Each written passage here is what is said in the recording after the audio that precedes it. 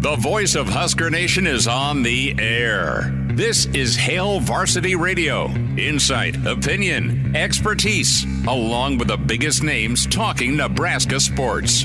Join in with the show at 402-489-1240 or 1-800-825-5865. Now, here are your hosts, Chris Schmidt and Elijah Herbel.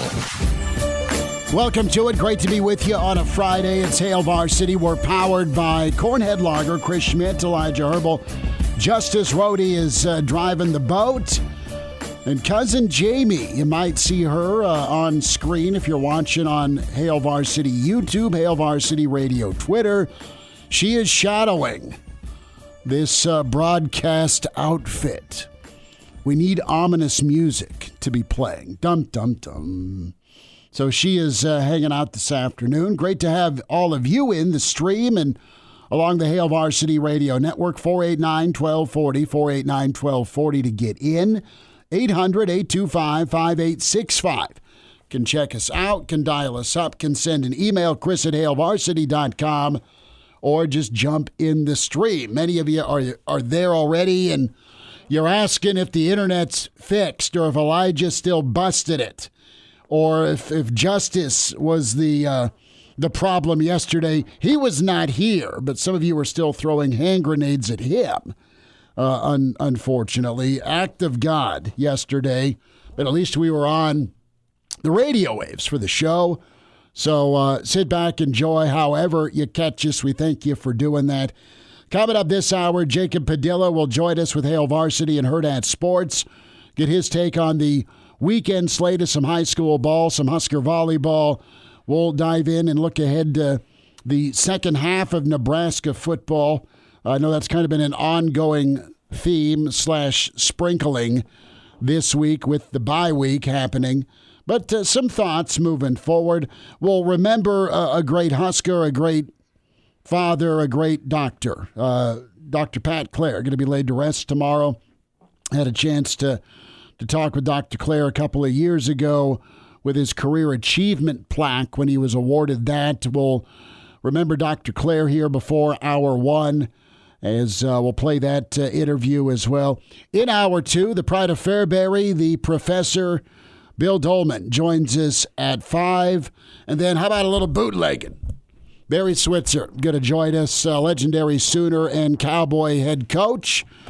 The Bootlegger's boy will check in and get his thoughts on freshman quarterbacks. And, oh, yeah, Texas, Oklahoma. As Barry Switzer with us at 5 o'clock. A special edition of the Friday forecast. Not only will Clausborne, he's imaginary and wears red, he'll be along, but he'll be with his friend Donald.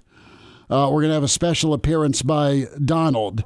Paired with Claus for the Friday forecast. Dare we say the Donald? No, it's not the Donald, but a Donald.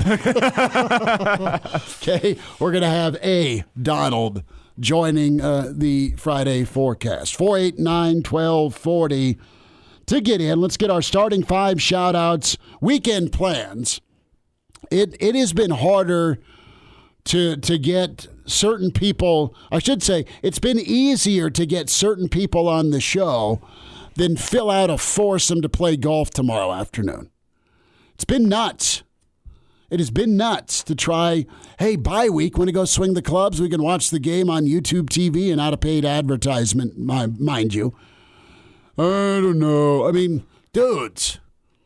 What's the deal? Maybe it's just me, Elijah. Maybe nobody wants to hang out with me on a bye weekend. I mean, I said I was willing. No, I know. I'm a happy backup plan for you. Well, and that sounds so awful. It sounds awful, but dude, what are you doing? Let's be honest. We spend enough time together in any given week that, I'm not going to blame you for wanting to go golf with other people. No, and I want to golf with you, but you make a phone call, you get in on a Saturday that's not super late. Perfect sweet spot after the morning show, before the games that count are tomorrow night, right? There's some okay games. There's some good games at 2:30, but really it's Oregon, Ohio State. Okay, it's Oregon, Ohio State. I love the games at 2:30. Well, and guess what? They'll be on the phones while we look for your ball and my ball. Hey, I had a good opening 9 this morning. Let's lay that out. No one wants to hear about our golf game. Had a good opening 9. I'm willing tomorrow, though, is what I'm saying. I love it. I love it. But if not, if you're able to fill out the foursome. Elijah's like twisting my arm. Dude, just go to the sports bar with me and start hammering pitchers. Yeah, I got this fun thing. We've been accumulating this for a couple of months now. I'm not going to mention them. They're not a sponsor. Love them very much yet. So. The sports bar near my house does this thing where every single time you order a pitcher of beer, they give you a pitcher card. That pitcher card, once you get 5, can be redeemed for a free pitcher. Me and the roommates over the past couple months have accumulated 26 cards. We counted last night. So those are going to be put to use tomorrow for the bye week if I'm not out golfing. Maybe even if I am out golfing, we'll just pregame the round a little bit. 26 pitcher cards, you do the math. It's a lot of beer. That may be Elijah's bye week Saturday. We'll see. I'm getting emails. I can golf. I'm not kidding. We're gonna get this foursome handled out, and Elijah's gonna use his pitcher cards. I like it. Justice, what are you doing this weekend? It's going to be a whole lot of recording the basketball podcast me and my buddy do, a lot of football, some college student activities on Saturday night. We'll leave that open to interpretation, and then get some lunch. I mean, if you want a guy to shoot a 150 and join the foursome, Schmidt, I'm always open to blast a couple drivers, 300 off the tee into the woods. Well, there's lots of woods. There's lots of woods. And Schmidt kind of has that covered because he's pretty good at blasting him 150 into the woods. So 300 into the woods. Yeah, my ankle's healed. I'm not 150 anymore. All right, I'm not 150 anymore. Eat Beef says he'd rather go with me to the bar. Yeah. Eat Beef. I like that, Eat Beef. And Snitley says Elijah owes us all beers anyway. You're right, so just show up. So, Elijah, you can pull the string, though, because you bowl with the course owner. Yeah. And the course owner, again, we're not purposefully being super vague. It's just no free shout-outs Friday. Yeah. And the owner he's Santa. You run into him on the right afternoon, he's dropping whiskey shots in your cart, and it's awesome. So, but I want to go play. I'm going with Junior on Sunday. I got to round my game up, so if he outdrives me, it's still a better second shot from Dad. See, and I got to make if we go out golfing tomorrow, and I see the gentleman who is in my bowling league, we'll have to make the deal. Maybe he's out listening. Hey, I'll intentionally lose to you next time we bowl for some discounted rates, maybe some free drinks on the course tomorrow. I'm just throwing that out there. I'll sacrifice my bowling game somewhere down the road for this show, for this Saturday, for this bye week. Okay. Mm-hmm. Well, let's get to the starting 5, and we got to talk some high school football because it's been on the minds of many the last 24 hours between Millard South and Lincoln High. Justin is in the stream. We got to shout Justin out. He got in first. Good for you, Justin. Tiger Shark says numero 2. Good work. Tiger Shark. Arlo is here. Arlo, good to have you. Jeff Snitley in, part of the Boulder Peace Treaty. Sexy Grinch, formerly known as Crew, is in. Says the fifth man. Love it. The other Dave says, I can't wait for Clausborne. Claus is incredible. Tuck is here, says it's Friday. GBR, we in. NASCAR Eric is in. And it is good to have NASCAR Eric a part of things. Love that. Grateful Red is here. Roger checks in. Roger, thank you. Black Hills Brennan from South Dakota is here. Also Cliff down in Florida. Cliff, hope you're doing okay, bud. With all of the hell that has been Florida with Milty rolling through there. Jim is in. Trevor checks in. Trevor says bye week equals a date on the golf course for the fellas. Love that, Trevor. And just to be fair, I did book this thing super early in the week. So it's better early rather than late. We'll get a phone call in here as well, 489-1240. The real Matthew is in for a full 30-minute show again. Matthew, listen, the audio portion you can download, a full show yesterday. Great stuff from Damon Benning, great stuff from Gary Barnett, Spotify, iTunes, Google Play, just none of our beautiful faces was there. Brian checks in. Eat Beef has been shouted out. Becky is here. Becky, good to have you. checking in on the show. Red Knight 79 is here. Big Jerry boy is resting up. Brent is here. Love that. Doc is here. Good to have Doc in. And KG checks in on the show as well, along with Scott. And we'll get more of our shout-outs going on here in the stream. Hail Varsity YouTube, where you can like and subscribe. And also the Twitter handle at HVarsity Radio. Elijah, you and I have seen a lot of high school football over the years. Dirk Chatlin tweeted about it. Chris Basnett from the Journal-Star. Chris is awesome, does awesome work with high school coverage.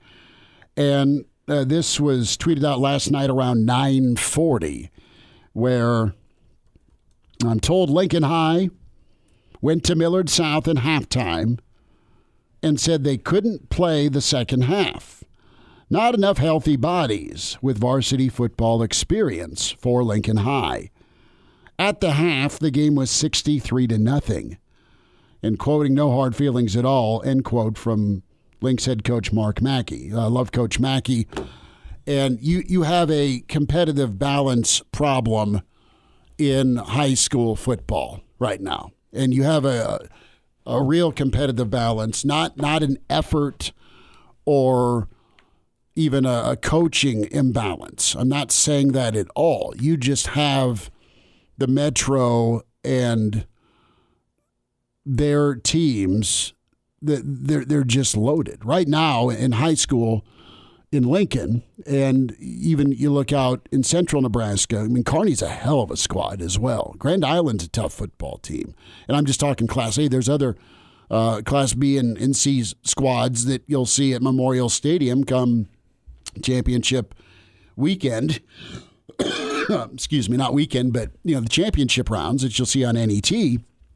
That there's good players all over the state. There's good programs all over the state. But what you have right now from a scheduling standpoint is just 2 or 3 matchups a year that are just bloodbaths. They are just no way, shape, or form that this thing isn't going to be a running clock. And at halftime, you get it 35-0, it starts the running clock. And at halftime, it's 63 rip. And you're not getting anything out of this other than, okay, it's live action, but it's not good for Millard South. It's good for their backups to a point, but it's still 63-0 at half. And you're not learning much about yourself if you're Lincoln High here. You're learning to get rocked, and you need to get bigger, stronger, faster in some spots comparatively. I mean, how many D1 guys does Millard South have? 8?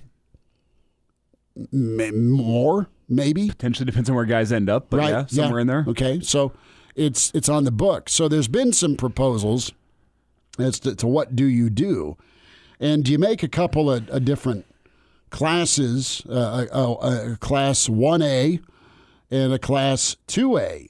And Stu Pospisil wrote this when it comes to the Class A blowout problem. That's the title of his story. And what you have right now is Scott Anderson, a plan. It's a legislative proposal in the Omaha area, District 2, that would be under consideration next month that would split the class of the state's largest schools to 2 pools. And that's something to talk about. Yeah, it's tough for me because as somebody who umpires high school baseball, you see the talent gap there as well. Like, that's the reality of high school sports, is there's always going to be teams that are better than others. And sometimes you got teams that they're just struggling to field 22 guys that can step out there for a football team, or you're struggling to field 10 to 11 guys for a baseball team, and you're doing all you can just some schools just to have a varsity sport. It's a reality in high school sports, has been for a while, probably always will be. The difference right now is, as you kind of laid out, is there's teams, especially in the Omaha Metro, that have a stacked amount of future Division I talent, or guys that are at least going to be playing college ball in whatever sport it may be. I don't have enough expertise to say splitting the class is going to help things. I look more towards a scheduling point of view, and I just wonder, like, are the for lack of a better term here, the districts, are they correct? Because I think right now it's every 3 years they get reset, they get reshuffled. It's enrollment. And it's based on enrollment to get into the Class A, but then you have the districts of the football teams, which I believe every 3 years get reset, where it's based on the success of the previous 3 years. You get ranked 1 through, is it 32 teams in Class A right now? Right. You get ranked all the way through there. You have your ranking. They put you in a pool because of that. I'm not sure that's the best system either. I'm not an expert here by any means, but what I will say is talent imbalance has always been a problem. It just feels especially bad right now because of the way some of schools have been able to collect so much talent in the past decade or so. Listen, if you're a dude that can play ball and you're at a school that's on a losing streak or winning 1 or 2 ball games a year, you're going to move on from that program that's struggling to even win a couple of games to a better program. And a couple of things here with this scheduling thought, again by Scott Anderson. The A1's the top half of Class A schools based on wild card points from previous 2-year scheduling cycle. A2's the remainder. A1 would have an even number of schools with all the Class A teams playing 8 games. The playoffs would be expanded to 24 teams. That begins week 9. And those A1 teams are in the playoffs, and then you fill in the rest of the playoff with the A2 based on point standings. And maybe you're not getting 63 rip at half. We'll get Jacob Padilla's thoughts on this. Hail Varsity continues here on a Friday. And now, back to Hail Varsity Radio. Back with you, it's Hail Varsity, as we're into a Friday weekend edition tomorrow, 7:45-ish on Hail Varsity YouTube. Jacob Padilla with us at Jacob Padilla _ as Jacob still has that incredible finger painting behind him. I love the display of, was that niece or nephew's painting to Uncle Jacob? Jacob. That would be niece. Niece. All right. I love it. That is so good. Proudly displayed. Every time we do a YouTube hit on Hail Varsity. Jacob, a lot to get into. We'll talk some ball and where you're going to be for high school football tonight, volleyball as well. But what is the Jacob Padilla plan to eliminate 63-0 halftime ball games? As we open the show talking about Millard South and Lincoln High, there's been a lot of advice and expertise provided on Twitter the last 24 hours with this, and you and I've seen it for a long time. Elijah too, with him covering high school ball. We love doing play-by-play. We love doing football and basketball. It's such an honor to get a chance to cover these kids and see high school athletics. The reality is sometimes you get your butt kicked on the field, and you learn and try and grow from it. But there's been I don't know, epidemic's probably too strong a word, but you've had a strong trend. You've had a reality of teams that are on the schedule year after year that just aren't at the point to even compete.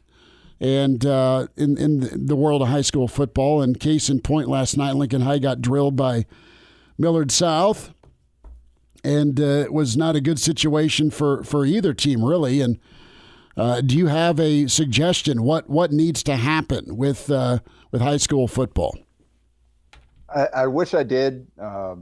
I think a lot of it just comes down to it's the reality of the landscape and the scheduling with districts. Like there are teams that you have to play, and then others that you have to fill out your schedule, and those teams have to play somebody, and it's all in Class A, and I don't know that Nebraska's at a point where you split off, like even Class A and further, like splinter the classes and everything, because we don't need extra, like an extra state championship game or something just for right. Like, I don't know that there are enough teams that could compete at that level anyway to really make it worth. Obviously, you don't want 63-0 halftimes or whatever, and anything we can do to avoid that is for the best. Like that's not fair for anybody. I mean, even in that game, North South had like 11 offensive plays or something. Like they kick returns, defensive touchdowns. It wasn't like North South is out there throwing it 50 times. No, they weren't piling on. It was just they were just playing. Yeah, it was just that's the gap in talent level at that point, of those two programs. And so I don't know what the solution is. Like obviously we're not at a we're not going to go back where you close borders and make everybody play in their home school or whatever. That's just, again, that's not fair for those athletes that perhaps are seeking something different than what's available to them closer to home. And I don't believe in that at all. So I don't know what the answer is. Again, I guess you continue to examine what makes sense for scheduling purposes and what you can do to prevent these teams that don't even have a chance to survive out there on the field, to where it gets to the point where it's not even safe to be playing the entirety of these games. So I don't know what the answer is. Hopefully people that are smarter than me, that have been in it for a long time, are having these discussions to kind of figure out what we can do. And but in the meantime, hopefully you can go out there and the kids can do as well as they possibly can, and then hopefully learn from the experiences and try to get better. And one of the things I'll say, I didn't necessarily put it into great words in the first segment whenever we talked about this. Well, first off, let's lay it out. Credit to Millard South last night. I know you look at 63-0 at half and you think maybe classless. They cleared off their bench. They handled that with class. It's just a case of you got to keep calling a game, and if your offense keeps on scoring, it keeps on scoring, even with the backups in. So first off, I want to lay that out. No discredit to either team. But I also want to say, there's no good solution, as you said, Jacob, because if you use the last 2 years of district seeding, 2 years ago, Millard South was barely a 500 football team in Class A. That's going to hold them back if you're going to go reseed it over what happened in the last 2 seasons. So that's not a great solution. Then you also look at the parity that you have, where if you have these guys that want to go be football players, what are you going to go to? You're going to go to one of the schools that's in the top division of Class A, not in the bottom division of Class A. And that talent gap is only going to continue to widen with the has-beens and everyone else. If you get what I'm saying, there's no good solutions. I think one of the realities of high school competition is just there's going to be talent differentials based on the place your high school is located, the type of athletes that you're getting in, what your school is known for, what your coaching staff is like. I think it's just a reality of college or of high school athletics that there's going to be a talent gap. No, you're 100% right. And these are outlier results that we're looking at here and talking about. And obviously that one, I mean, you look every week, there are games like that, results like that. That one just is kind of gathering the headlines now because they called it at halftime. That's not something you see a lot of, but 63-0, like I've seen that score, I don't know how many times already this season. It just kind of happens. And it's unfortunate, but again, you got to fill out the roster. Not every week is going to be Millard South playing West Side or West Side against Elkhorn South. With the way, again, district seedings, you're going to have good teams in your district and you're going to have teams that are struggling in your district, and you all got to play each other. That's just kind of the nature of sports and how scheduling works. But there is something that you have to examine when you get it. The results are as extreme as we saw last night. Again, 63-0 at halftime, to the point where you have a mid-game forfeit. Like, that's something that you don't want to see, but blowouts, they're going to happen no matter what you do. And I want to welcome Justice into this conversation here quickly, because Justice faced the talent differential firsthand during his time playing Oklahoma high school baseball. You want to tell that story of whenever you had to face a future MLB star? Oh, gosh. So it was a summer league game, and we were playing against Stillwater High School, a massive baseball school. It's Class 6A. And, I mean, Oklahoma, they split their classes in football. It's 6A1, 6A2, so they've already kind of tried to workshop that. But we were playing them in a summer league. We invited them over, and it was Matt Holliday was the bench coach at the time. He was the first base coach helping out there. And his son Jackson was playing. We lost that game. It was 3-1. It could have been a lot worse. So I trotted out and, tried to make sure that, things were getting cleaned up. It was a summer league. We were just trying to get our innings. And so I had to face Jackson Holliday, second batter of the inning. He was the only run I gave up, and I got down 3-0, tried to get cute, hung a curveball, and he hit that bad boy 495 feet onto the seventh row of a house behind the street beyond the right field fence. He hit it so far. Did you have him sign it? No, I didn't want him to sign it, but I can tell you right now, I heard him swing the metal bat, and I didn't even turn around. I just went, oh, well, that one's gone. Never getting that one back. No whiplash needed. No, struck out the other two guys, got through the inning clean, but yeah, just the talent differential is insane with guys like that at bigger schools and with schools that are able to get talented guys in the door consistently. And that made you a better man. It made me a better man, and it made me realize don't hang a curveball. Don't hang a curveball. Don't hang a curveball. Jacob, I want to go to basketball here. The Metro's been hanging banners for Class A boys basketball. You have Lincoln girls basketball that's been pretty dominant as well. It's been less of a gap with girls basketball, with Lincoln teams winning and competing. But you've had the Lincoln teams kind of close the gap a little bit with basketball. Why is that? What's your take on, and even Central Nebraska as well? Don't want to forget the rest of the state either.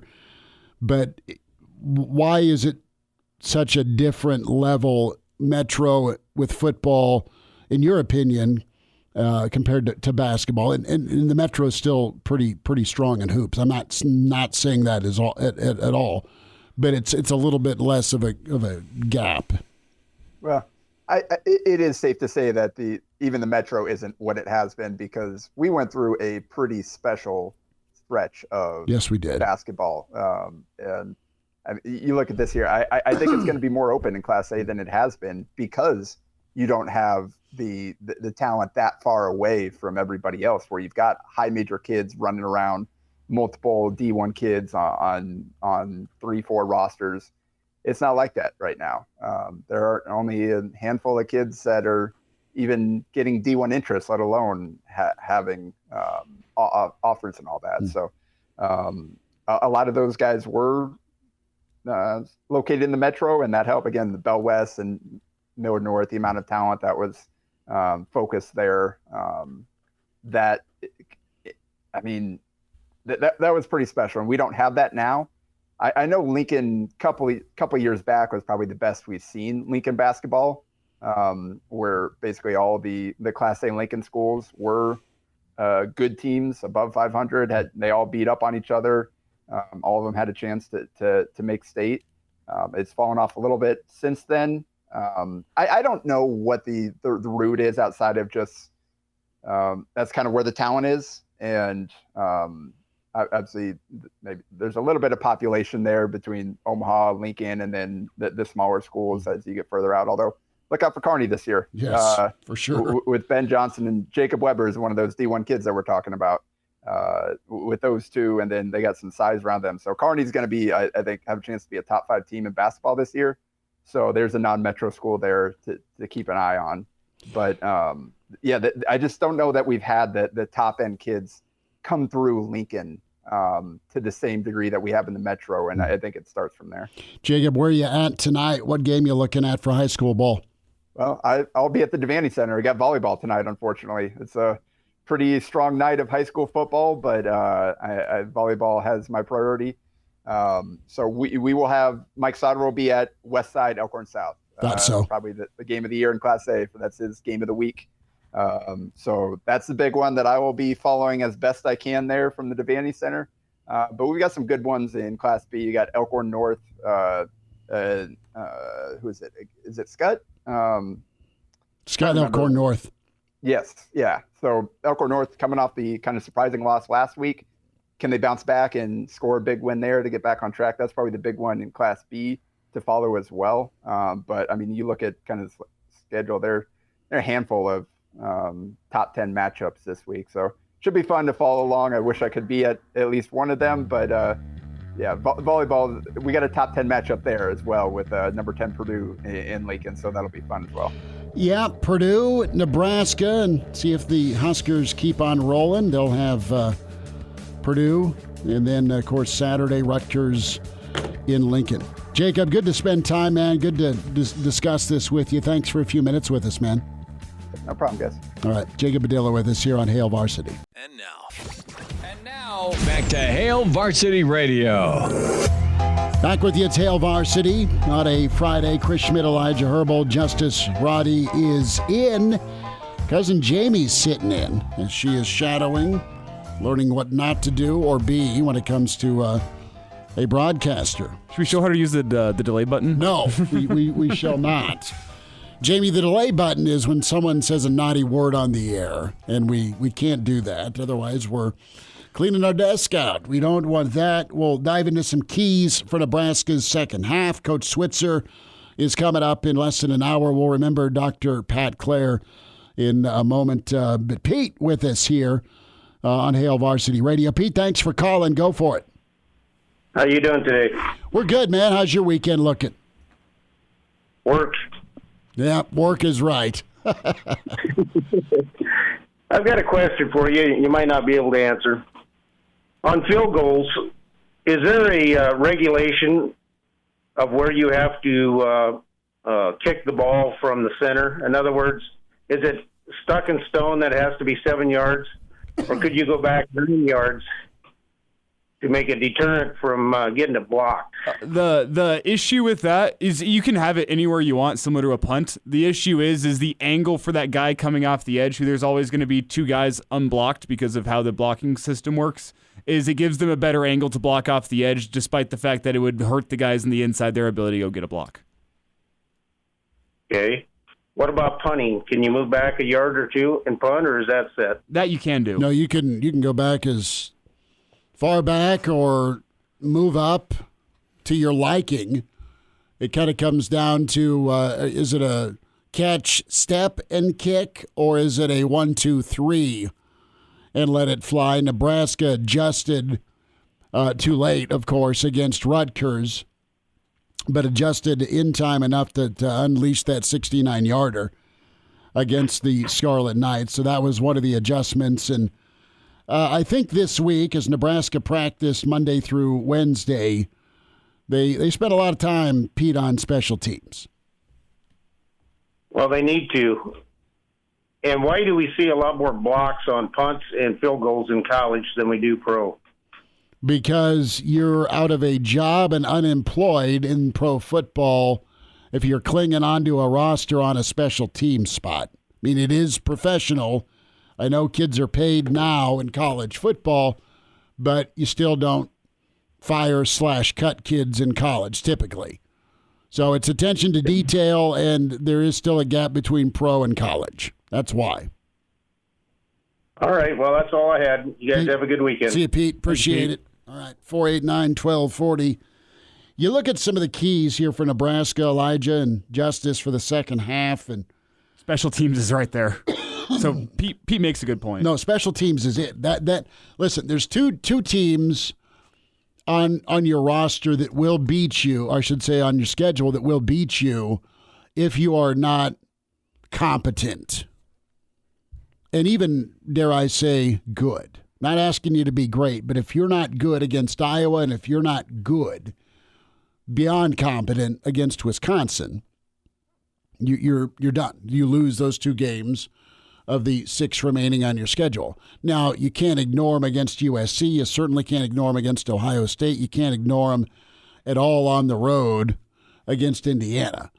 You screw up on special teams if you're not at least even with some of these teams you on paper have more talent than, or I look at the Indiana, like apples to apples. Nebraska's a more talented roster than Indiana based on recruiting rankings, yada, yada, yada, okay? Still got to go play on the field the way Indiana's playing ball. Nebraska's got better recruiting rankings than Wisconsin and Iowa. They haven't beaten either forever, right? They beat Iowa 2 years ago, wonderful, but for the most part, it's been tough sledding. Against Iowa, it's been tough sledding against Wisconsin. What's flipped those games the last several years? It's been run defense against Wisconsin, but special teams haven't helped you out either against Wisconsin.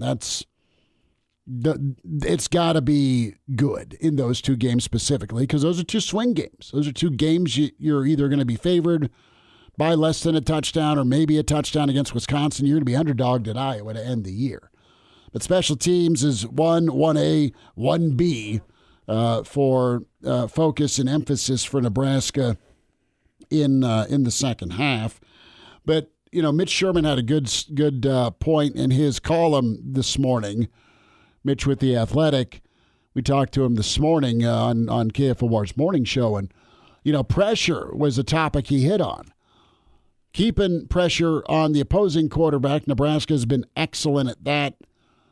pass protection, keeping Dylan Raiola healthy and clean. And then, when you get into these big moments, these big ball games, how do you handle a lot of tight moments? Because Nebraska was able to at least win a one-score game. They didn't do much on offense, Elijah, and helped kind of keep it a one-score game against Rutgers. Didn't have to be that way. But moving forward, it's going to be a tight ball game at Indiana. You presume it's going to be a tight ball game in Lincoln when you come back home against the Wisconsins of the world. And, USC and Iowa are going to be tight ball games because they're tough road venues and tough football teams. And one of the things I'll say, I think special teams is 1A, 1B, and 1C, the most important thing you need to have cleaned up for the back half of the schedule. But I've been banging the drum all week long, and it's difficult to do. You see NFL teams struggle with it, but being able to find a way to run the football when the defense knows you're going to run it. Because what did we see last Saturday at Memorial Stadium? Brutal weather. The wind made it almost impossible to throw the ball accurately in that stadium. You saw how much Dylan Raiola struggled with it. You saw how much Ethan Kalik-Manis struggled with it as well. That's not a one-off in the Big Ten. We know that. You're gonna have that a couple more Saturdays. Yeah, whether it be freezing rain coming your way in November or windy, cold football days or just days where the quarterback can't feel their hand and it makes it difficult to throw the football. Those types of things, those types of days are going to come. You look at Black Friday in Iowa City underneath the lights, I guarantee you one thing, it's probably going to be cold as hell for that one. Mm-hmm. Almost a guarantee. How are you going to be able to play in that football game against Iowa's defense when Iowa's defense knows you're going to run the dang football? Because that's what the game plan is going to be for both teams. And you see teams struggle with this in the NFL. You see teams struggle with it in college football. Unless you have a complete road grader unit of an offensive line, a lot of teams are going to struggle with running the football when the defense knows you run the ball. Mm-hmm. But on the flip side of that, you've seen kind of the flip with the Chiefs. I don't think, and I you know me, I hate using the Chiefs as an example because I don't like watching the damn Chiefs. But you just don't like them. They had a different name on the front, they would be more tolerable to you as a Denver fan. But one thing I'll say about the Chiefs is you see how creative they get, especially down inside the 10-yard line whenever the defense knows, hey, first and goal, they're probably going to run the football here. You see them get creative with pre-snap stuff, with the way they line up their running backs in the backfield, the way they use Travis Kelce in those situations. They find ways to get creative, make the defense think and not react, and kind of stress them in other ways than just running the football right at you. That's kind of what I look for with this Husker team. You saw it yesterday with the 49ers as well. Whenever they're down there starting running backs, and how are you going to run the football without those guys? Well, they start using use check. They start pulling out some different rushing schemes. Like, there's ways that you can generate a rushing attack aside from just lining up 5-on-5, your defensive line against the other team's front 5 or front 7 and running it down their throats. There's other ways to handle it. I don't see Nebraska find ways to run the football when the defense knows it's coming, using some creativity. I think Harburg is going to be big in that, but I'm not getting paid millions of dollars for a reason. I just think that's going to be paramount as the weather worsens as you get into this time of year in the Big Ten. How bad is your running game, and how willing are you to settle at it being a non-strength before you dive into using a guy like Harburg? Well, remember the great Dr. Pat Clare. Next on Hail Varsity. And now, back to Hail Varsity Radio.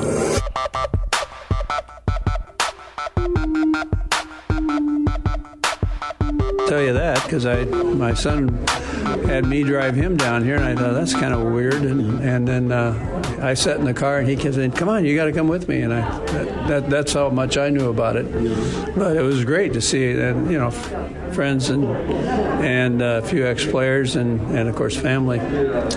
Tell me a little bit about, I guess, your emotion when you think of your career, not only as a player, but also the lives you've touched. What goes through your mind just as you look back and reflect? Well, it's the kind of thing that more than I anticipated. It was demanding on one end, but fulfilling on the other. And it was a good experience. I really enjoyed myself. I kind of hated to. I retired at 75, and I kind of hated to do that. but needs some young blood. As you've watched this program over the years, on your career achievement plaque, it notes a lot of wins that you got to witness from the beginning to the time you retired. Yeah. And what was your kind of mission or goal? What did you want to do once you took over here in Lincoln at the university? Well, I was fortunate in that I came here in those days you had to spend 2 years in the military. And when I finished surgery business and training, and I came here the year after Tom Osborne started here, 73-4, and then stayed till, 41 years. So I guess it got to be part of your life, and it got better and better. And of course, when you're winning, there's nothing better than that. I mean, you walk on the field and see the other team doctors, and especially some of the teams we played, and just annihilate them. So they were. That was fun. Yeah. I enjoyed that. Well, I'll ask you what's next year for the birthday day. Very little. I was just going to lunch with my son and Tim, and then I was go back and work in the yard. But I guess I won't be doing that today. Well, congratulations and thanks so much for your service. Oh yeah, no, it was a very. I'm very fortunate. I got to do what I got to practice what I really love to do, and I hope it didn't hurt anybody. What made you fall in love with medicine? I think our family doctor at home up in Sioux City. Okay. Because I was already registered at Notre Dame to go to school there, and he came by one day and said, he says, you know, if I was you, if you really want to do this, you should go to a place with a medical school. If you go to Notre Dame, you're going to end up, you'll find a school, but it's going to, a medical school, but it could be tougher. And I guess that was good advice. So you came here, played ball, you were an academic All-American, you were a captain, and then you go do medical school. Then I did medical school, for 4 years up in Omaha, and then I did my residency up in Minnesota, University of Minnesota. I was up there for 4 years, and then 2 years in the Air Force as a surgeon, and just at the end of Vietnam, but war's not good. And then I came here in 73 and went to work. Congratulations, and thanks so much. Appreciate your time. I appreciate everything. That was very nice. He's the pride of Fairbury, an average Joe. Bill Doleman, the professor. I had a 6 ACT in 1967. One time I got an A and my grandma beat me for cheating. Now with Hail Varsity Radio. He is back, ready to kick off hour 2. It's Bill Doleman, the professor, at Bill Doleman on Twitter. Pride of Fairbury is here with us. Coach Barry Switzer is 20 minutes away. Clausborne and his friend Donald, coming up at 5:40. Billy D, how we doing, man? It's bye week. Are you ready for football tomorrow? Well, I was ready for football last night when Millard South and Lincoln High got together, but didn't get near as much. So I really am looking forward to seeing football tomorrow. Yeah. A lot of good ball games. You don't want to touch that anymore? Well, we spent 40 minutes on it, and my solution is not very sympathetic. Listen, I saw this, right? I saw this on the diamond. There's teams that they comb the hallways to fill out their roster for baseball in town, okay? Mm-hmm. And bless these kids for coming out and competing, but anyone that wants to compete at a high level will not be at that program very long. They'll take off. So I don't have an answer other than, I guess technically you have to field a team. Yeah.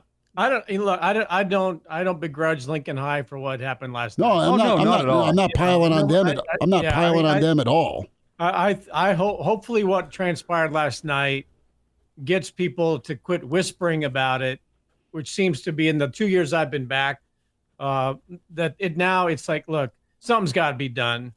We got some Class B teams that ought to be in Class A, and holding the hard cap on enrollment so that they can continue to do what they've done.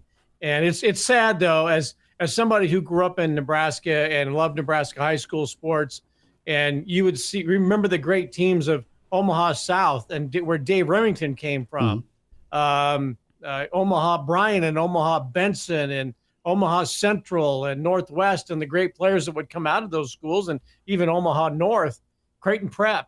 And now those schools are relegated to the wrong side of lopsided scores. But look, I know this might come as a shock to people, but every now and then we had some downtimes at Fairbury High. And when we moved into the Central 10 Conference from the Great Twin Rivers and took on Grand Island Northwest one year with 27 guys on our team and 77 guys on their team, and got beat 77-7.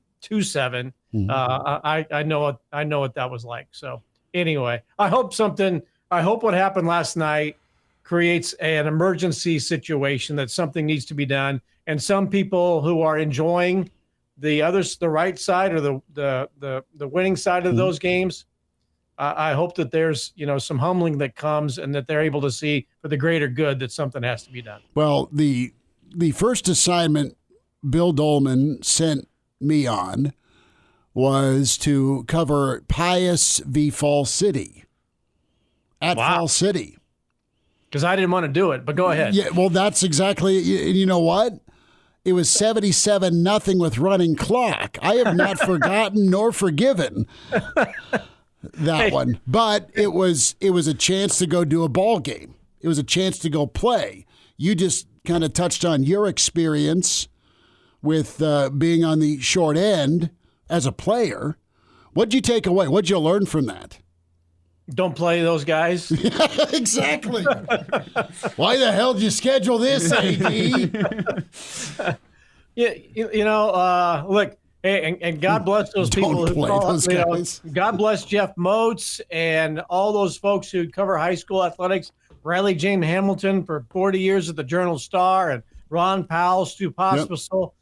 The hardest thing to do in the business that we are in is to cover high school sports. It is the hardest thing. Whatever Al Michaels and Bob Costas are making in the twilight of their career, where everybody's doing everything for them, it's the higher up you go, the easier it gets. High school sports is the most difficult assignment you can get in the sports media business, and especially when you have to cover a game that's 77-0. And I hope it built some character. Got me. Well, you prepped me for some of those Lincoln Capitals games. Arena ball. Wow. Well, I'll say the lesson that is ingrained in both teams and broadcasters whenever you have a blowout is, especially the team on the losing end, you learn to keep your head on a swivel as a football player, and as a broadcaster, you learn to keep your head on a swivel too in terms of finding other things to talk about. Let's dive in. Let's talk about bye week. And Bill, we talked 7, we talked 8. Some of us have whispered 9. Nebraska's got a path to get there. And as you reassess the 5-1 start, are you more optimistic about kind of that breakthrough path of 8 or 9 for this Big Red football team? Or are you pumping a break or two here before the stop sign with Nebraska's record and what it could be? Really fun schedule, but not an easy schedule the second half for Nebraska. I still think there's a path to being unbeaten on the year. I think there might be an appeal on some plays in the Illinois game, and Nebraska goes unbeaten, makes the playoff, and just marches all the way through. Look, I think Nebraska's gone through a fairly good test in the first 6 games of the season. Colorado's better than I thought they were going to be. Now, we don't know what they're going to be like the second half of the season. They might have a collapse, but how good is the Big 12, what's left of it?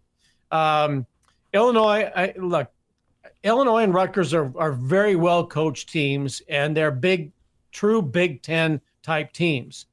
I don't believe that Indiana has faced that yet. Now, that doesn't mean that they're not going to, catch lightning like Colorado did last year in Boulder, when They rode a wave of emotion and overwhelmed Nebraska in the second half, and they got the win. It's a storybook setting right now for Indiana because it's their first sellout in a long time. 56,000 people, not 96,000 people, 56,000 people. Some of that red will probably be scarlet, but they're going to go in jazzed. It might be a setting, and I'm just looking at this. You talk about the second of the season, but the microcosm of next week when Nebraska's there, it might be a little bit like Nebraska and Illinois, where all the attention that week, despite the fact that Illinois was ranked and unbeaten at the time, all the attention was on Nebraska. Mm-hmm. People were feeling good about the Huskers because of what they had done to Colorado. They did what they needed to do against UNI. The game's a sellout, all of that excitement. And Illinois just kind of hung back, did their blue-collar thing. Bielema gets them prepared, and they come in and, by some fortune, some calls went their way, a pass goes a little too long, and Illinois comes to Nebraska and steals a win. All the attention going into next week is on Indiana. They're welcoming in big noon kickoff. They're sold out. They're feeling good because of their wins over, Western Illinois? UCLA. Oh, they beat UCLA. Oh, come on. Northwestern? I would love to see Western Illinois and UCLA. That might be a hell of a game. Or Eastern. Any directional Illinois team. Okay? Northwestern, probably toughest team on their schedule. They won a game on the road there. They've not faced a tested team like Nebraska, and they certainly, with their 51 points per game at home, have not faced a defense like Nebraska. I'm not saying they can't score, and maybe they will, throw it all around, and they're averaging over 500 yards in total offense. But all of the attention going into next week is going to be, look how great this Illinois or this Indiana story is, and Nebraska might just be lying in wait. And then you look beyond that, how good is USC? Who knows, right? They had their moments just like Nebraska's had their moments. Right. Nebraska can't go to USC thinking, we're going to the Coliseum and it is USC, fight on. They look pedestrian at times. People were worried about UCLA last year. When they're going to the Big Ten, Nebraska's got to play UCLA. This is when Chip Kelly was looking to get fired, and he gets out of there. So, and I think anybody thinking that Nebraska's not going to beat UCLA is crazy. Wisconsin does not have an identity yet. There's a chance for a bump in the road in Columbus. And Iowa, I think, is probably going to be pretty good at home and might be kind of tough. But some of those games that people were awful afraid of, if you've got Nebraska's defense, I think you should feel pretty good about your chances to at least be competitive in games that could be toss-ups. Well, and Bill, what's interesting about the modern reality of college football beginning this year is it really is a case of there's going to be teams that get hot at the right time that make the college football playoff this year, which is an interesting reality of college football that in today's day and age, as we move to the 12-team playoff, I do think the final 6 games on your schedule are more important than the first 6, as long as you, for the most part, take care of business in the first 6. But you look at it like any team realistically that is sitting at a 4-2, 5-1, or 6-0 right now, that you get hot in the back half of your schedule, you're looking at a college football playoff no matter who you are, because that's what the 12-team allows is, there can be even potentially a 9-3 team right now that gets hot and gets in. It's 11 teams. You got 11 teams in a welfare pick. Okay? It's like the NCAA tournament where you have 30 teams that get in on automatic bids. Cinderella gets invited, no matter how good looking she is. But look, they're not the 64 best teams in the country, 68 playing for the NCAA tournament. There's not the 12 best teams in college football. You have 11 that you probably have 6 that could win a national title and another 6 that are getting in because they expanded. And one of them is because they're given a free ticket because somebody else gets to play. Right. So I think look, if Nebraska gets hot, if they win at USC, I think that gives them a lot of confidence for the month of November. And that makes, I think, the Iowa game even more intriguing. Again, might be a bump in the road in Columbus. But nevertheless, I think Nebraska could have 4 more wins in the regular season. I think they're going bowling Yeah, they better, right? Oh, dear God, if they don't, the state may burn down. Perhaps. Justice, you want to jump in? Yeah, Bill Doleman here with us. I wanted to ask you a quick question. You wax poetic about the defense going into Indiana. That's all well and good, but let's talk about the offensive side of the football. We had a call in over the break from Pete, and he had a genuine question, and a question that I've been pondering as well. When you look at Nebraska's personnel, it just seems at points that they're a little one-dimensional with the personnel. You don't think of Dowdell as a particularly great pass-catching back. You don't think of Heinrich Haarberg when he comes into the game as, a passing threat. You think of him more as a runner and what he's done and put on the field. How do you think Nebraska during the bye week approaches some of the offensive variants and trying to throw some wrinkles into the game plan against Indiana and going forward? Nebraska has, I don't want to say sold its soul, but when Nebraska brought in Dylan Raiola and said, this team is yours, this is a team that's going to, live and die by the pass, and I think next year they're going to live and thrive with the pass. But he's still a freshman halfway through his freshman season. Has he developed a rapport and chemistry with Nair and Banks as I would have liked to have seen? Not that it matters what I want to see, but I think there have been times when they've had good connections and he has relied on their size and their talent, their catch radius, that he doesn't have to be perfect. But I don't know if there is that go-to receiver other than Ja'Cory Barney. And do you want to be relying so much on true freshmen and key combinations in the passing game like Nebraska is? And that's Barney in the pass patterns. It's Barney on jet sweeps. It's Barney and screen passes. I mean, we all love the fact that Dylan Raiola chose Nebraska, but is the MVP of this Nebraska team Ja'Cory Barney? He's their most explosive weapon when he gets his touches. There's right. All sorts of weapons. The thing that you can't do is not continue to develop some sort of ability to run the football. And what's the matchup give you? What's the defense give you? Is it a Fedoni game? Go to the tight ends in the second half of the season if your running game is still stagnant. At least give me a short passing game or dump off to your backs. Go that route or find Haarberg in the flat. Do something to get you 2nd and 6. But have you seen enough from Thomas Fedoni, as excited as Nebraska fans were to get him when he made the commitment? He's gone through injuries, knee injuries, and come back and fought to get where he is. But it's a little bit like Nair and Banks, Fedoni. I think you just haven't seen them get into a season rhythm where you know exactly what they can do for you, that they are the reliable receiver, that if you got to get those 6 to 12 yards, he's your guy. I'm not sure that we've seen that connection with Raiola and him as well. It's a little bit like, yes, Nebraska has some dangerous guys catching the ball, but it's also like they have some guys in the backfield that could all be good, but you just don't know which one is your most reliable at this point. Nebraska right now on offense it's like it's your 21st birthday and everyone's giving you a different shot. Right? Our boy Justice is almost there. But that's what it is. It's not, you're not 48 and drinking Templeton because that's your drink. Yeah. You haven't found your go-to yet is my point. Wow. Oh, that's really good. Yeah, because I don't remember much past Sandy's. And you've been doing this a while. Yeah, that was another life ago.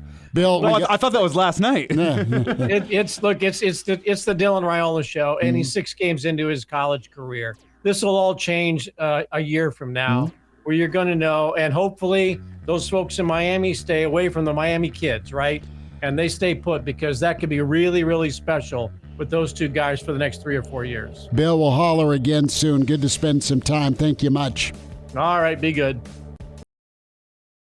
And now, back to Hail Varsity Radio. Back into it at Hail Varsity, and we say hi to Hall of Fame football coach Barry Switzer with us. It's Oklahoma, Texas week. Coach, how you been? I'm pretty good, Chris. I'm doing okay. How's it up here in Nebraska? It's hot down here again. It's going to be 97 in the Cotton Bowl tomorrow. Going to be warm. And I thought our 85 was bad. Yeah, it's pleasant, Coach. Weather's been, upper 80s, lower 90s. We've had that. We got that here in Norman, too. But it's down it's further south of the red. You get hotter. Yeah. It's supposed to be 97 tomorrow. You heading down, or are you just watching it to the cabana? No, I'd never do that game again. I did it one time. You got 500,000 people outside the stadium. You got 100,000 in it, and it's a Texas State Fair, largest state fair in the country. And on that game day, it's nothing but red and orange walking around the damn stadium. And when I walk through that crowd, it takes me an hour to get to the stadium. I got to talk to everybody. Everybody stops me. I will visit with them. They want a picture or autograph. Do that. It took me an hour the last time I got there. I was even missed the kickoff. And I tell you, I said I'll never do it again, and I'm not. Joe Washington and I went down last year together, and we stayed in the damn bar. We wanted to go down for all the festivities, but we watched it from a bar, and I said I'll never do it again. I meant it. I'll never do it again. Well, I got a question. Can I? That's one of my wish list games to go to is Texas, Oklahoma. Well, that's a great one. A lot of times, Nebraska's playing, so I'm covering the Big Red. But can I get Switzer Light Lager at the Texas State Fair? Well, I understand you're sponsored by Lager Beer. I heard you do that snap for that commercial a minute ago. We first started. I didn't hear it this time. Yeah. But you come. Well, I'll get you all the Lager Switzer beer here you want. It's a light blonde beer, and you can drink more than 2 or 3 of these things. Yeah, it's good. Well, everybody likes them to comment on. Whenever you started in with that question, Schmidt, you said, "Can I get the Switzer?" I thought you were going to say the sweet tickets, but no, you just want the beer. No, sweet. I got beer. I do a wine and a beer, and this other day, about 2 weeks ago, a guy wanted to know if I'd do a bourbon.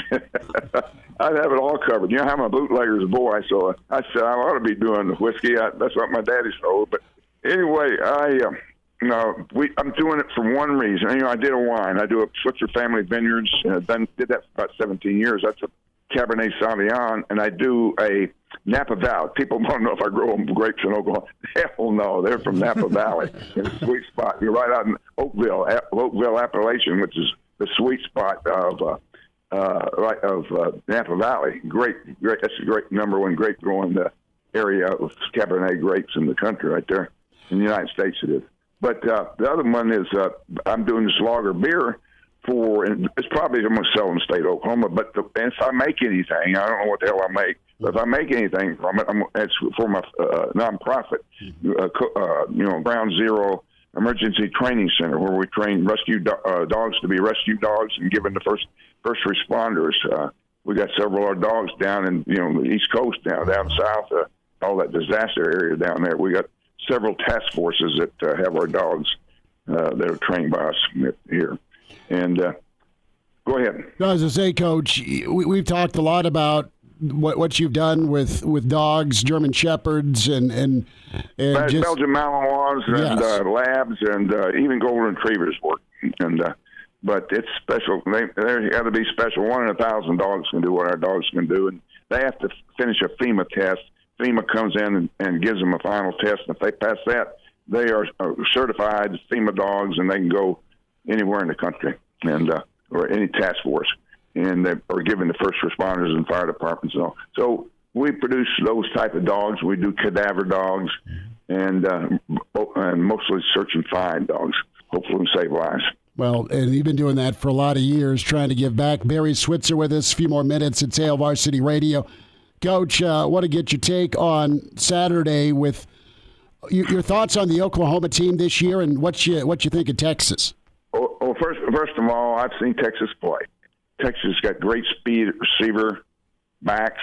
Quarterbacks don't run. Arch Manning looks like he can run pretty good. But they are an excellent football team because they're great on defense, and they got great speed at receiver. They got a good offensive line, and they're just a damn good football team. Experienced quarterback, two experienced quarterbacks now with Arch Manning, and they're really truly one of the top teams in the country. Oklahoma is still trying to find itself. We have no running backs. Our top 5 receivers are out. Our offensive line is really a big question mark in it, and the final test is tomorrow in the Cotton Bowl. And we have no running back, as I said. Our quarterback, I felt like the guy that started is Jackson Arnold. He's a good kid from Denton, Texas, but you got to run at quarterback. And I've always said, if you don't have a quarterback can't run, you really have problems because they got to make plays on their own sometimes. And, Baker Mayfield wasn't a speed demon. He was 4-7 guy, but he could scramble. He can make people miss. He had great quickness. He could get away from people and release the ball. And that's what you got to do, have someone like that. And the other kid didn't, show that. But we got to put a kid in for his first game, a true freshman named Hawkins, and his daddy played for Bob Stoops in the early 2000s. And this kid has been coached well. His coach was the same coach that coached Kyler Murray, a number 1 draft pick, Heisman Trophy winner from Oklahoma. And he's from Texas. He won 47-0 in high school, 3 state championships. And Kyler was quicker than hell, great speed and all. Well, this kid's got good speed. He's bigger. He's 6'2", 200 pounds, and he can run, and he's got quickness. And against Auburn, he split the safeties, now running both of them, and on scrambling on play one designed for him. So he showed the ability to run. And so he gives you a chance right there. And but he can't get it done by himself. He's got to have 10 people around him that are pretty good. I don't know how good they are, the 10 people around him. Coach, whenever you look at this matchup, I mean, you talk about the offense needing to get its legs for Oklahoma. The defense also going up against a high-powered Texas offense. They can run it. They can throw it deep. According to the folks out in the desert, Oklahoma is a double-digit underdog tomorrow, and I want to get your thoughts on if Oklahoma does, in fact, pull the upset, where do you think it starts? Does it start offensively or defensively for the Sooners? Oh, it's got to be offensive. They got to move the football. If they don't move the football, we get the hell beat out of us. No question about it. And we got to help the defense. The defense can play with them if we can get some points. We can score some and control the ball some and rest the defense. You know what I mean? If you don't rest your defense and you're out of there 1, 2, and 3, you got problems because if your offense doesn't move the ball, your defense, their defense is going to be sitting over there resting, and or their offense is out there hammering you, and you just got to move the ball, and your defense will get tired if they have to play a lot of snaps. And it's going to be interesting to see how we do it. I think, defensively we're a little we're above average defensive football team, and this game brings out the best in everybody. You don't have to worry about getting ready for these games. I've always said in football, humility is 7 days away. And Alabama found that out last week. And you got to be ready to play every damn week. And you win games from the neck up. And, of course, you want from the neck down, you want to be, 6'5" and 280 and run 4.5. But it's not going to always be that way. But it is about psychological and being ready to play every snap and every down and getting ready for everybody to play. And I never worried about playing Texas or Nebraska. We're going to be ready to play. I always worried about those teams that were not very or average or below average. And Alabama, I just wasn't ready to play, I think. I mean, first of all, I got to give it to Vanderbilt. Mm-hmm. Vanderbilt was a good football team when they played them. They moved football offensively. They had a good game plan. And I was really impressed with them, and on defense, too. So they were ready to play, and I don't think Alabama was ready to play. Barry Switzer with us, Hail Varsity Radio. Coach, we'll get you out on this. It's always wonderful to catch up with you, and we thank you kindly for the time. Nebraska's at 5-1. Matt Rule's doing a great job in Lincoln. The defense is playing well. Dylan Raiola, 5-star quarterbacks, played at a high level. What was your secret? Because you played young kids, man. You played young quarterbacks. You won with young quarterbacks. How did you connect with them and keep getting them better as the year went on despite their youth? Well, they were good. They're outstanding players. I mean, I recruited, they were blue-chip players. If you take my last freshman last quarterback, great quarterback, played for me, was, the kid from California. He was at Banning High School out there. What the hell was his name? I can't think of his name now. But Jamel? Jamel Holloway. Jamel Holloway. Jamel Holloway was a kid from California that really nobody knew spent any time looking for option quarterbacks. And, of course, that's all we look for. And if I was coaching today, I'd be running the wishbone, and we'd win. Just like Army and Navy, you know what they got in common? Both of them run the wishbone. They're both undefeated. They're both 5-0. If they didn't run the wishbone, they'd get the hell beat out of them because there's no way they could a conventional offense running the ball or trying to throw the ball could win because they don't have the talent that other schools have that they play. And I really believe that we would go out and do the same things we did when I coached is because they only see the option one time a year and it'd be against us. Everybody's throwing the football. And there's 6 people on defense over there. They're not going to be in the game right now. Everybody that's playing out there. When you play us in the wishbone, your secondary is not going to be there. There are going to be 4 different guys in there. And then Willie and the Sams are all going to be different linebackers. It's outside game, but they're going to have people and play the perimeter. Who's got the pitch, who's got the quarterback, who's got the dive back, and who's got the third outside. It's all people having to play responsibility. We ran an offense that you got the ball in your hands and you're running it toward a defensive player and he's running away from you. That's what our offense does to people. You ever seen that? I've seen it a bunch of times. It's the funniest looking thing. That damn quarterback's got the ball in his hand. And he's running right straight at this guy, and he's running from him. And he cuts up the field, runs for 30, 40, 50 yards. But if that guy took him, he pitches it to halfback. And that halfback is 3-on-2, 2-on-1, and 1-on-none. That's how it works on the perimeter.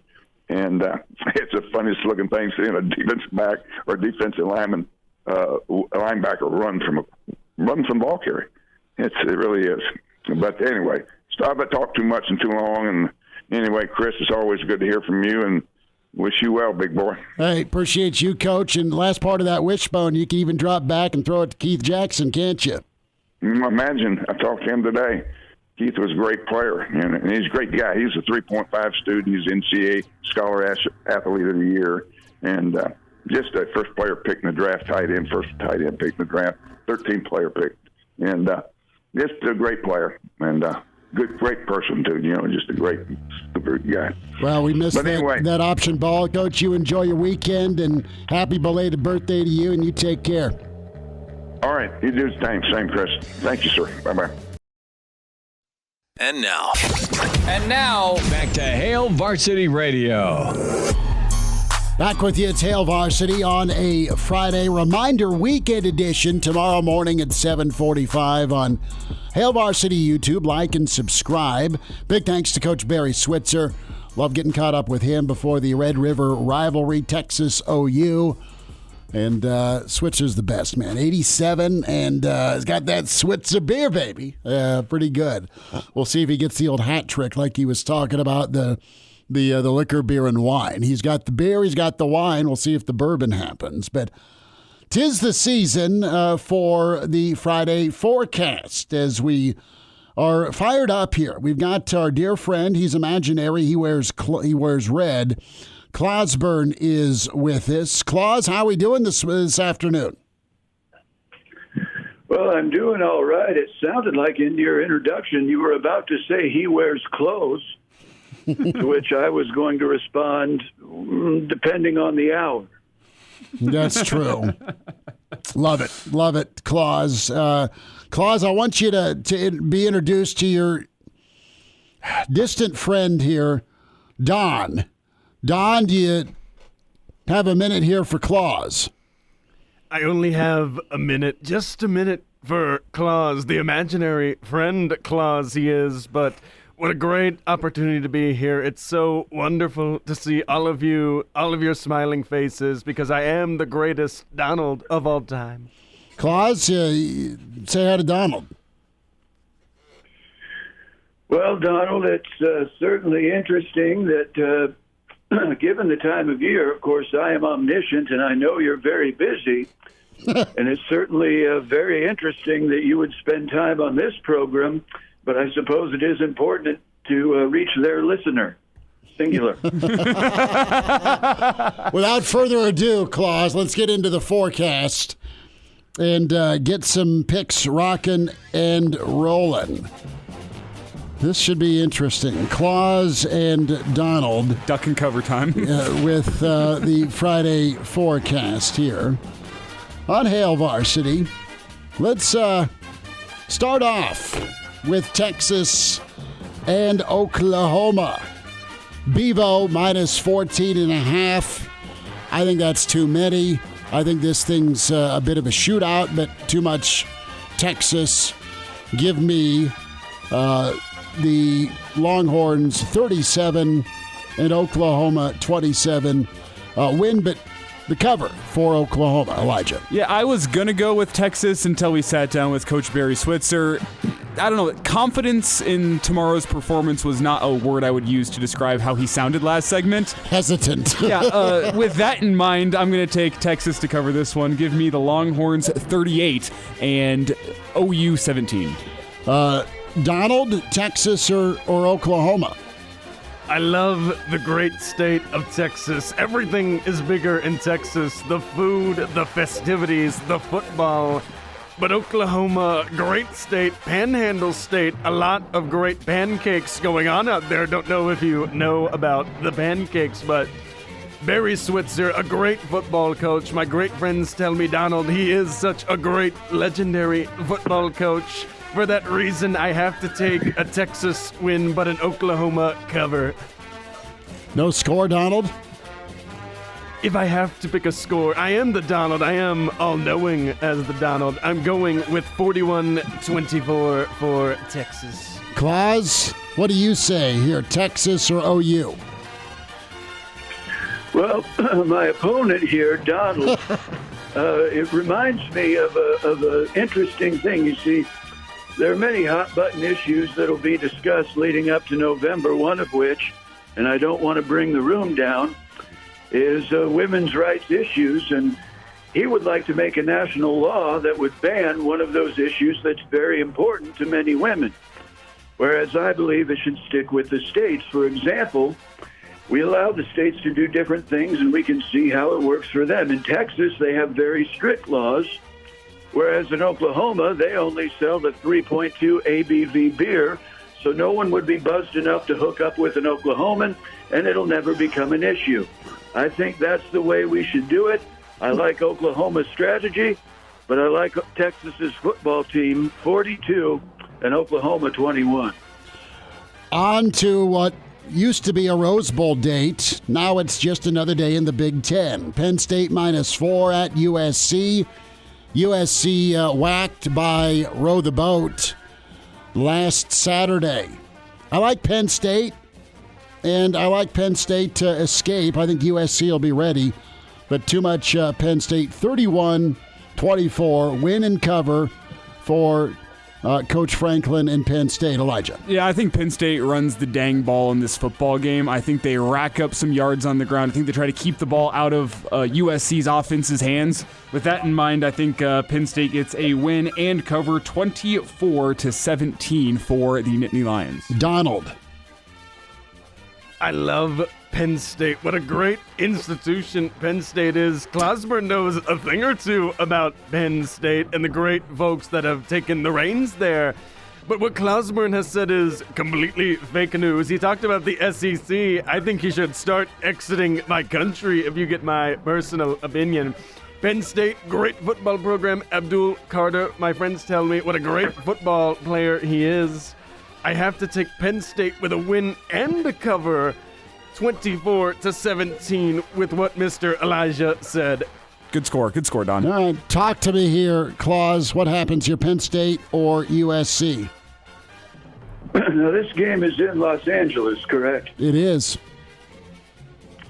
Well, I've seen a stat, and I could just be like Bob Costas and making things up in the middle of a baseball game, but I believe the stat says that in the new Big Ten, no team that has traveled across country for a conference game has won. So Penn State traveling across the country to USC in Los Angeles would seem to indicate a loss. Now, my opponent, when he gets on a plane and goes to a long-distance destination, it's usually to an island with a New York financier. Fake news, fake allegation. being leveled against me once more by this fictional buffoon Clausborne. Can we get David Muir to mute him? Anyhow, I think neither one of these trips are going to go well for Donald or James Franklin. USC gets the upset 24 and Penn State 21. Let's squeeze in K-State, Colorado. K-State's just going to hammer the football, play some keep away. 27-21. The win and the cover for K-State. Minus 4.5. My advice, take the under. I think that K-State front seven gets after Shedeur Sanders. That's the way to beat Colorado. I think K-State wins 24-14. Don, what do you say? I love Kansas. Great flat, but great state. What a wonderful state it is. I have to go with Coach Prime, Deion Sanders. Colorado wins and covers 24-17 again. Okay. Claus, what say you? About 30 seconds here, Claus. K-State or Colorado? Oh, my goodness. Leave it to Don to pick the one with the big, big mountains over the flat ones. I'll take Kansas State. That one took me a second. 28 and Colorado 21. Claus, hang on. Don, hang on. We've got the big one to get into. The battleground that is Ohio State and Oregon. It's on the way. Forecast continues. It's Hail Varsity. And now, back to Hail Varsity Radio. Final time, your Friday. It's Hail Varsity. Chris Schmidt, Elijah Herbel, Justice Rhody. And, of course, Cousin Jamie has been shadowing all day this morning and this afternoon, so she's ready to bust out of the studio and say, give me my weekend. Big thanks to Coach Barry Switzer. Get the podcast, Spotify, iTunes, Google Play. Bill Doleman with us. Jacob Padilla also with us. And we are winding down the forecast. Let's crank the tunes up. Clausborne hanging out with a guy named Don as we finish up the forecast. Chris Schmidt, Elijah Herbel can like and subscribe Hail Varsity YouTube. So we are ready for Ohio State as they visit Oregon, -3, as Ohio State is favored. You know, I like Ohio State. They've had slow starts. Do they start slow on the road? Oregon's been disinterested. They've had a tougher schedule, though. But they rounded into form a little bit when they whacked Oregon State, but they survived Boise.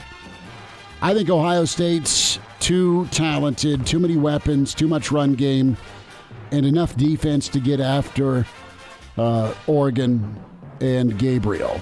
Give me the Buckeyes, 27, and give me Oregon 23, the win, the cover for Ohio State outright. Yeah, I think it might be a little lower scoring than people expect. The lights are going to be bright. There's going to be some tension. We talked about the tension convention yesterday, Schmitty. I think it might be a first half that showcases some of that, with both teams knowing how important this game is.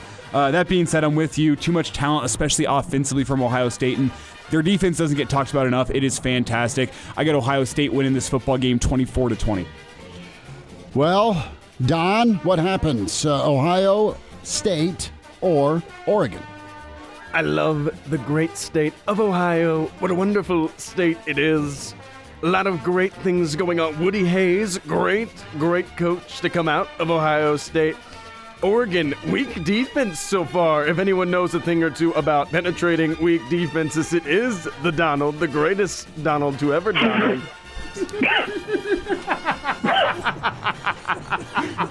I love Ohio State, the talent they possess. Great talent, great speed. I love speed. If anyone knows anything about going quick, it's the Donald. Give me Ohio State on the road to win and cover 28-21. Claus, you okay? I'm just realizing how big a bullet we dodged by letting him pick a school with a cat mascot. No kidding. Oh, no. Oh, Lord, Claus. Wow. Claus, what do you like here? Yeah. Well, my opponent a few months back. First of all, I want to say it probably didn't go as well for you this time, going up against another old person who people think is out of touch. There are really no similarities between him and I other than I like corn pops. But in this game, you know, Donald, you told the rest of the country that they're eating the dogs, they're eating the cats in Ohio. Well, this game is in Oregon, and I think it's time for the animals to get the revenge. The Ducks 31 and Ohio State 28. There we have it. Claus, have a weekend, all right? Okay. There he goes. Donald, thank you much. We'll be back at you tomorrow morning.